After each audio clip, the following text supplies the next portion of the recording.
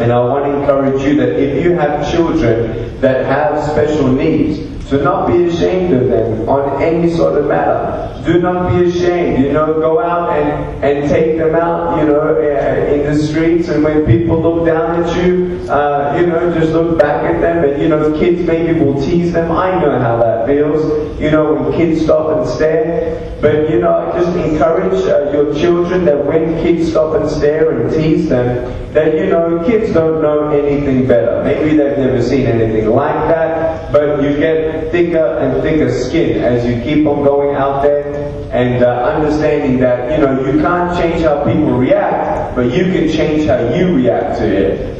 When kids saw me, they would laugh at me, and then I would start speaking to them, and they realize, oh wow, he's just like another person. And so, I encourage you to step out, and maybe you're scared in that, and that's okay. Take one day at a time. That's if my parents were up here, and you asked them, what was the way? How did you do it? How did you raise such a good-looking son? They would say, we raised a son without arms and legs because we took one day at a time. And if I could tell you anything, it would be that. Take one day at a time.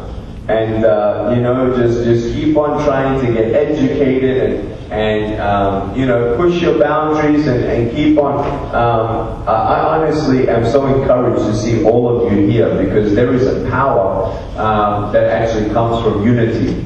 2 voices are louder than 1, and 3 voices are louder than 2, and so on and so on.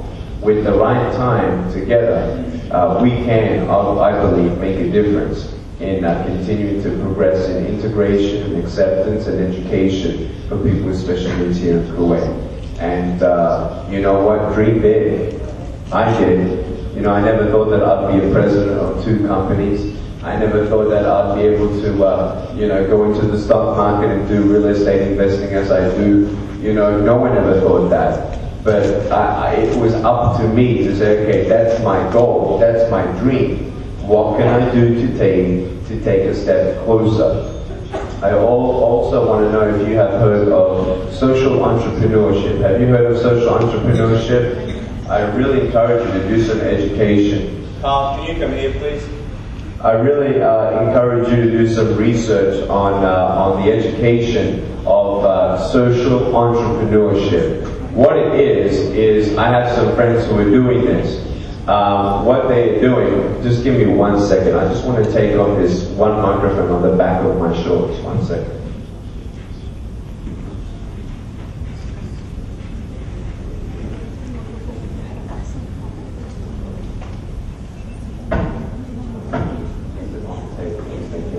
Sorry. Is it okay? Alright, cool. Thank you.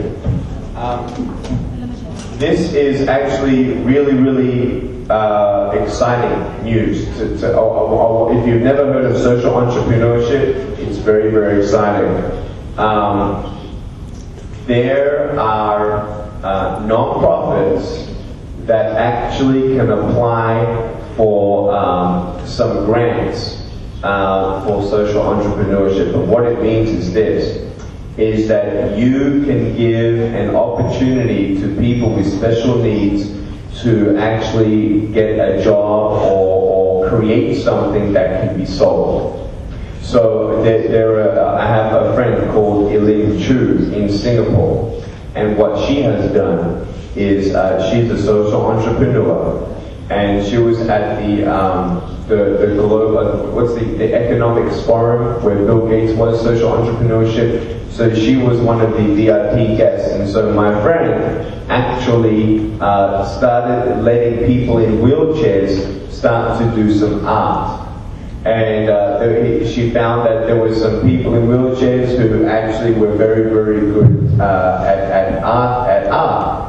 And then that was sold, and then they would make a living from that. So then, because of that, the government is very encouraging of this, and was giving her grants to move forward in that. So definitely check out social entrepreneurship as I speak. That idea is very strong in my heart. So Anyway, I'm 27 years old, and I just want to encourage you that, you know, I don't know how it feels to be you.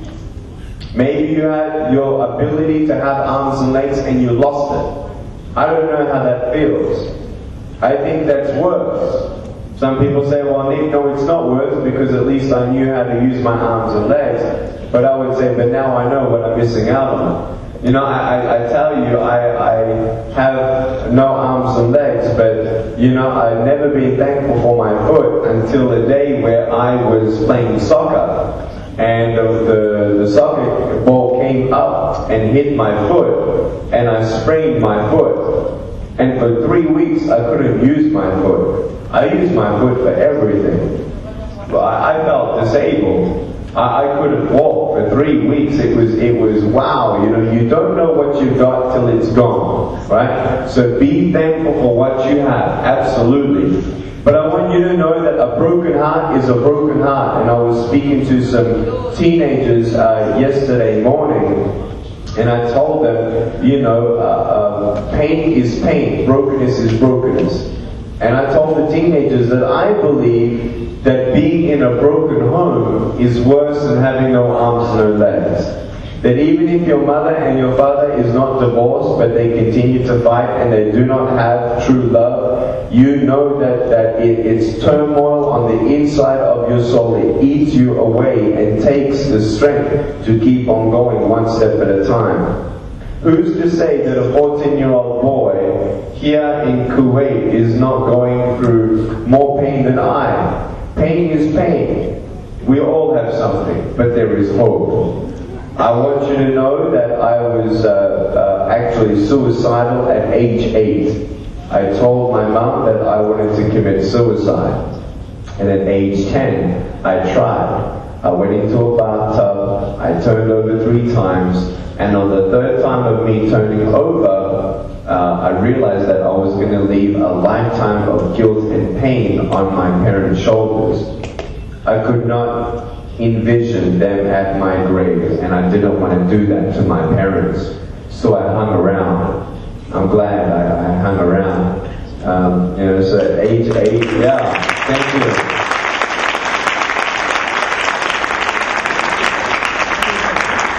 You know, I wanted to give up. Why? Because I didn't see hope. But just because you can't see hope doesn't mean that it's not coming.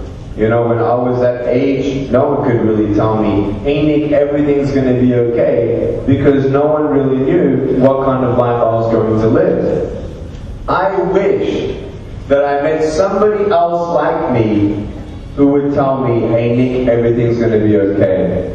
When people with arms and legs would come and say those words to me, I couldn't believe them. And I wished for so long that I would have somebody like me who understands the language of my tears. I used to think to myself, I'm not going to get married. And even if I got married, I can't even hold my wife. I can't even hold my wife's hand. Even if we have children, I can't even hold my kids when they're crying. What kind of a husband is that? What kind of a father is that? And I realized that there's no point in being complete on the outside when you're broken on the inside. Meaning this, there is no point in holding your wife's hand if you cannot hold her heart. You do not need hands to hold her heart. You do not need arms and legs to have hope. You need the right heart.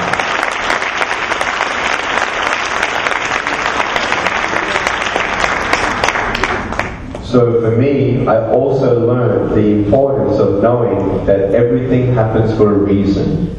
You may not see why it happens today, but just because you can't see the purposes of your suffering today, it doesn't mean that there are no purposes.